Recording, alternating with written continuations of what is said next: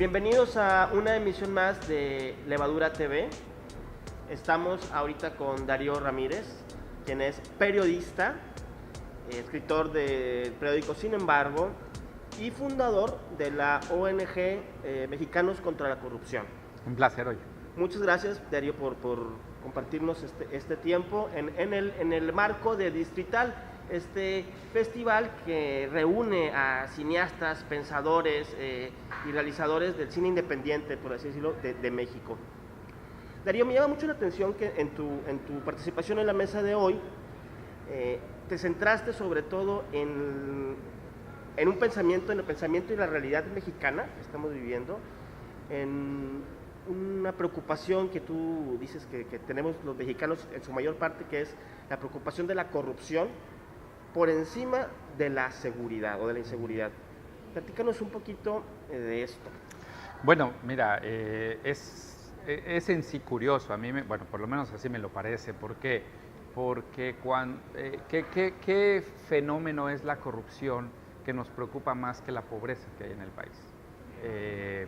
Y claro, no vemos que todo tiene que ver, ¿no? Todo es un sistema, claramente.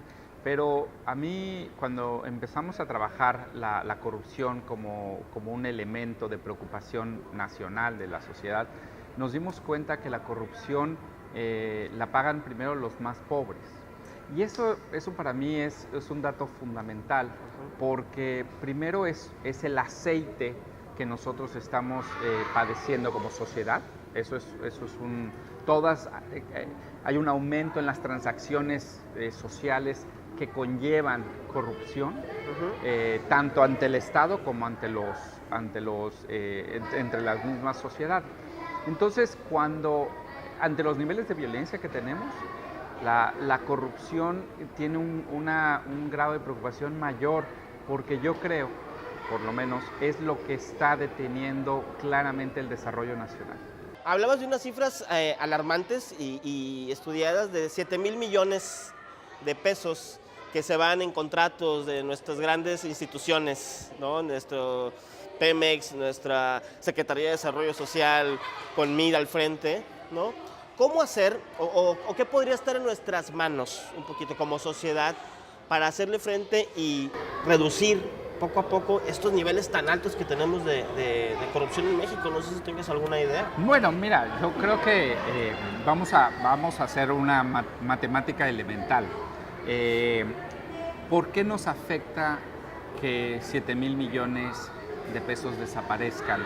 ¿O por qué nos afecta que Enrique Peña Nieto haya gastado en su sexenio 40,000 millones en publicidad? Bueno, primero porque esos 40,000 millones acabaron en dónde y por qué. Es decir, la otra cara de la publicidad es que le llegó a medios de comunicación.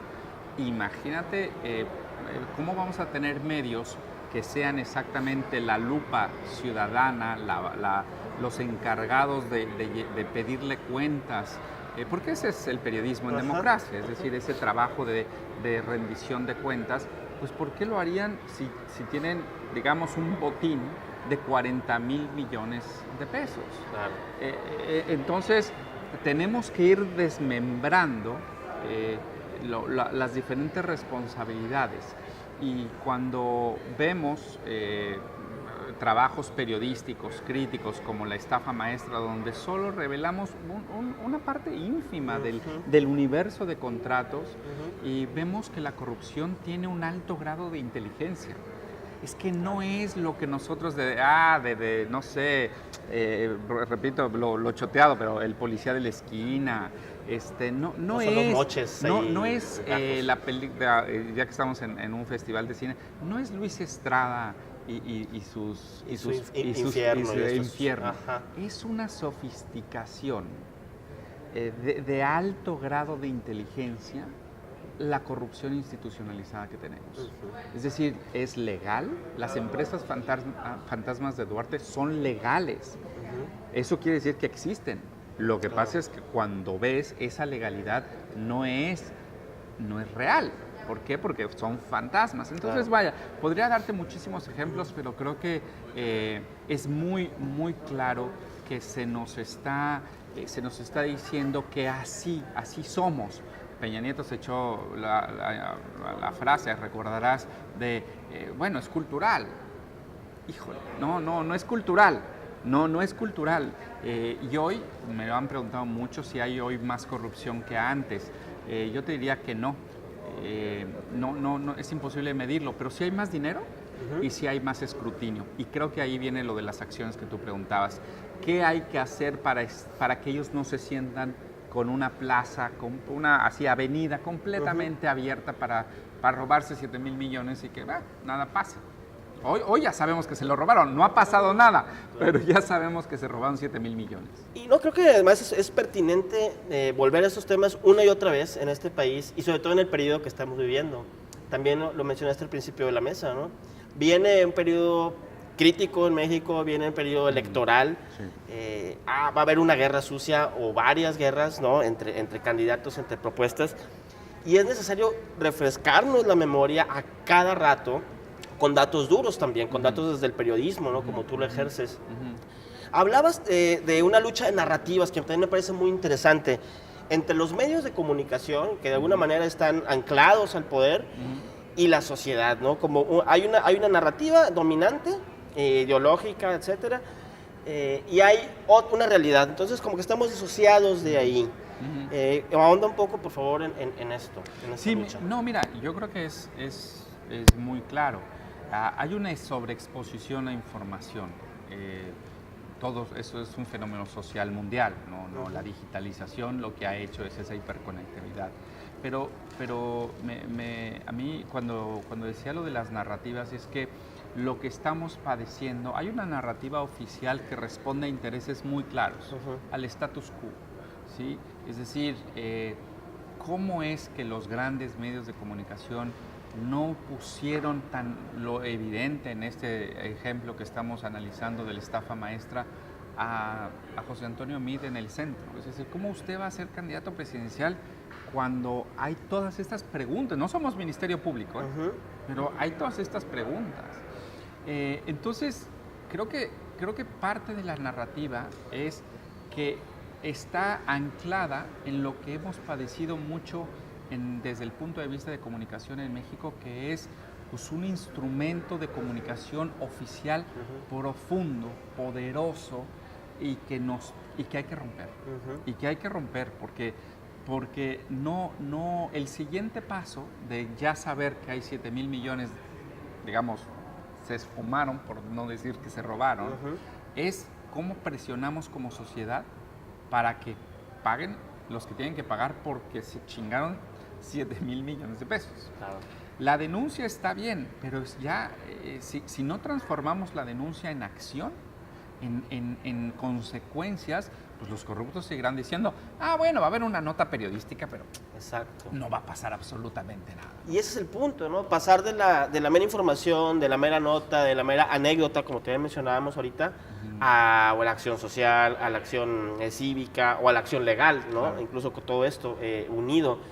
Sin embargo, creo que en México las condiciones apenas se están dando para construir esta nueva sociedad. ¿Tú en quién pondrías tu foco? Es decir, en este México convulso, ¿quiénes serían los actores que deberían de retomar y hacer justicia? Es decir, no sé si la pregunta está clara o no, pero ¿a quién ir encaminado esto? Definitivamente no son los partidos políticos. No, claro, pero fíjate nada más, o sea, todo lo que nos cuesta, y retomando tu pregunta anterior, nos van a llenar en ese proceso electoral de una cantidad de promesas anticorrupción. Y la primera cosa es, no les crean. No podemos creerles. Y te voy a decir por qué. Sí, no les crean. No les crean. Sí. Además, no es porque yo sea político, al contrario, soy muy político y voy a ir a votar, ¿me entiendes? Pero diría, todos los partidos políticos están en gobierno. En alguno, en federal, en el local, en municipios, en estados, todos están en gobierno. Y ninguno se destaca por el combate. Entonces, oiga, a mí no me prometa, ¿por qué no lo hiciste cuando fuiste jefe de gobierno o por qué no lo hiciste desde el gobierno federal? ¿O por qué no lo hiciste en tus 2 sexenios anteriores donde fuiste gobierno? claro. No. A ver, acciones. ¿Por qué no lo hiciste? Te estás en la Cámara de Diputados y ¿por qué hay tantas legislaciones importantes en el baúl de los recuerdos? Entonces, ojo, no hay que creerles, porque claro, prometen, pero ahora sí que no, esto no es el amor donde dices yo te voy a bajar la luna y las estrellas. Claro. No, casos evidentemente complejos. Pero de ahí creo que al no creer, lo que tenemos que hacer es, esto solo va a cambiar si es la sociedad la que cambie. Ellos no van a cambiar porque no les conviene cambiar. Claro. A nada, ¿no? ¿Por qué van a cambiar cuando su sistema es perfecto? Claro. Ganan, son impolutos y la impunidad les hace gozar de sus fortunas que nos... O sea, no, ellos no van a cambiar. Aunque, repito, digan no, contra la corrupción y caiga quien caiga, no es cierto eso. Es como si estuviéramos esperando que llegara cada sexenio para volver a escuchar promesas que no van a cumplir, claro, ¿no? Es decir... Bueno, pero además han pasado de, te lo firmo ante notario. Bueno, y el notario también está inmiscuido. Claro, entonces, bueno, ¿y a mí eso qué? O sea, lo que no son acciones que pueden no tener impacto, pero creo que ese es el punto central. La responsabilidad del cambio está en la sociedad civil, incluyendo medios de comunicación, incluyendo a todos aquellos que no detentemos el poder público, incluyendo a los empresarios. Es decir, no se puede hacer el cambio sin empresarios, sin sociedad civil organizada. Eso es un cúmulo, pero tenemos que llegar a ese interés traslapado que es el modelo que tenemos nos imposibilita un desarrollo en democracia.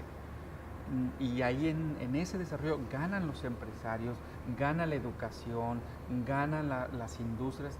No estoy abogando por una instalación de un socialismo, no, estoy abogando por reglas claras para todos. Y eso es la certeza jurídica que no tenemos. Me parece como global, ¿no? Este pensamiento. Por ahí quisiera terminar, ¿no? En el sentido de una sociedad mexicana que requiere, como dices tú, tal vez unirse de otras formas, empezar a cambiar su punto de vista acerca de cómo cuestiona estas promesas para terminar con la corrupción y con otro problema grave que tenemos, que es la impunidad, ¿no? Es decir, no hay elementos de justicia, que se está haciendo justicia en México, ¿no? Lo vemos en la gente que puede hacer con el dinero, con los recursos, con lo que quiere, ¿no? Entonces, no sé, ¿cómo para concluir la entrevista, qué idea nos puedes dar acerca de este sistema en el que vivimos y hacia dónde crees tú que deberíamos y podríamos transitar? Mira, primero fíjate que tenemos que preguntarnos por qué el sistema no ha caído, ¿no? O sea, cayó la Unión Soviética, cayeron grandes sistemas, y por qué el México no ha caído o no se ha transformado como se debería. Recientemente, por ejemplo, en el índice de transparencia internacional, en los últimos 6 años hemos caído 6 lugares en términos de la percepción de la corrupción. Y en el índice de impunidad estamos en el lugar 66 de 69. Es decir, los indicadores ya no se sostienen, ya hay una crisis, pero ¿qué es lo que verdaderamente puede generar este cambio? Primero, darnos cuenta que porque no estemos afectados directamente, no quiere decir que no sean problemas que nos afectan. Es decir, lo que estamos nosotros tratando de generar con periodismo y con otras acciones es el motor de la evidencia para generar conciencia. Y creo que ese punto es fundamental. No sentir, es decir, todos lo sufrimos. Oye, o dar una mordida, o yo doy clases y de repente un alumno me entrega un trabajo final sobre la compra de tareas, ¿no? Y de repente dije, mira, y es un muy buen reportaje sobre la compra de tareas. Y entonces, luego, esos son pequeñas acciones que dices, bueno, pues sí, oiga, si tú haces esto cuando eres estudiante, pues siendo secretario de Estado, pues ¿por qué no lo vas a hacer? Es decir, no estamos condenados a ser corruptos. Ese no es que estamos maldichos, no es una maldición. Son acciones que cada día tenemos que decidir no hacerlas. Es la única manera. Si decidimos continuar haciéndolas, pues entonces si yo la hago, no me voy a enojar porque tú la haces o porque Javier Duarte hace lo que hace. Pues oye, o los Moreira no? o quien quiera. Claro, vio la oportunidad, pues entonces el cambio es micro y el impacto es macro. Muy bien. Pues te agradezco mucho al contrario, tu tiempo, un placer, Darío Ramírez. Bonita aquí la tierra en Levadura TV y bienvenido a Monterrey. Gracias, muy Nos vemos en la próxima. Nos vemos en la próxima.